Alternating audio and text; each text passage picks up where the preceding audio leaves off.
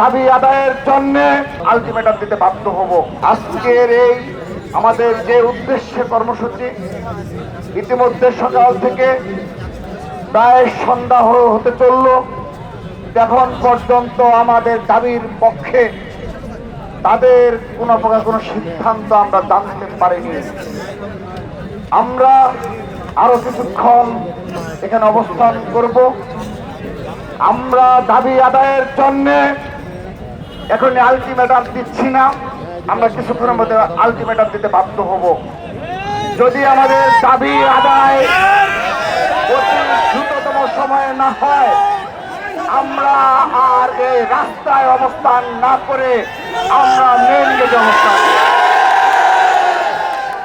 তাদের এই সকাল থেকে এখন পর্যন্ত আমরা এই দীর্ঘক্ষণ আমাদের এই হাজার হাজার নেতা কর্মীরা এখানে সকালের নাস্তা কিংবা দুপুরের কিছু না খেয়ে আমরা এখানে অবস্থান গ্রহণ করছি। তারা আরামে এসে খাওয়া দাওয়া করে একটি বিশেষ রাজনৈতিক গোষ্ঠীর এজেন্ডা বাস্তবায়ন করবে, ছাত্র দল তা মেনে নেবে না। ইতিমধ্যে আমার ছাত্র দলের প্রিয় ভাইরা, আপনারা যে আজকের এই অবস্থান কর্মসূচি সফল হয়েছেন এবং যৌক্তিকভাবে একটি সময়োপযোগী কর্মসূচি ছিল, তা প্রমাণ হয়েছে।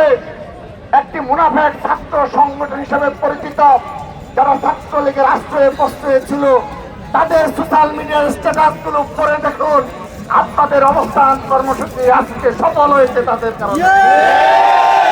টানা তৃতীয়বার অর্জন করেছে দেশের সেরা সুপার ব্র্যান্ড স্বীকৃতি বসুন্ধরা টিস্যু। আমরা সকাল আসার পর আমাদের প্রথম বক্তব্যে আমরা বলেছিলাম যে সেই মুনাফেক ছাত্র সংগঠনের ভোট বাহিনী নেতাকর্মীরা প্রতিনিয়ত যখনই কোনো ছাত্র সংসদ নির্বাচন অনুষ্ঠিত হয় তার আগে সেখানে একটা মব ক্রিয়েট করে এবং সব সময় বলে ছাত্রদল হল দখল করবে, ক্যাম্পাস দখল করবে এবং আমরা নাকি নির্বাচন চাই না। আজকেও সেই ধরনের স্ট্যাটাসই দিয়েছে। আমরা সকালবেলা এসেই বলেছি যে এই ধরনের মিথ্যাচার মুনাফিকি প্রতিনিয়ত করে যাচ্ছে, আজকে তা আবারও প্রমাণিত হলো। আমরা সকালবেলা এসে যেভাবে বলেছি যে 5টি ছাত্র সংসদ নির্বাচনেও তারা একই কথা প্রচার করেছে, আল্লাহর রহমতে এই দিনই শেষ হতে চলেছে।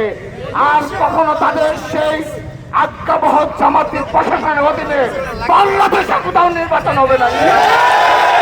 আমরা দেখে নিব এই জামাতের প্রশাসন ব্যতীত কি ধরনের নির্বাচনে তারা জয়লাভ করে, আমরা দেখে নেব ইনশাআল্লাহ।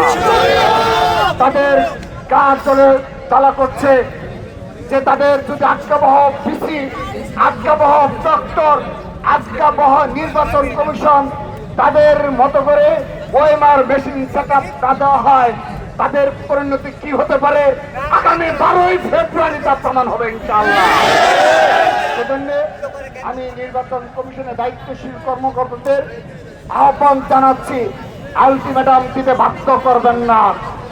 আপনারা সকাল থেকে দেখেছেন হাজার হাজার নেতা কর্মী, আমাদের ছাত্র দলের কেউ কি এই স্থান ত্যাগ করেছে? আমরা আমাদের অবস্থান ধরে রেখেছি, আমরা আরো ধৈর্য সহকারে অবস্থান গ্রহণ করব। কিন্তু আমরা যখন সিদ্ধান্ত নেব আমরা এই রাস্তা ছেড়ে আমরা ভবনের সামনে অবস্থান নেব, আমাদেরকে কেউ রুখতে পারবে না।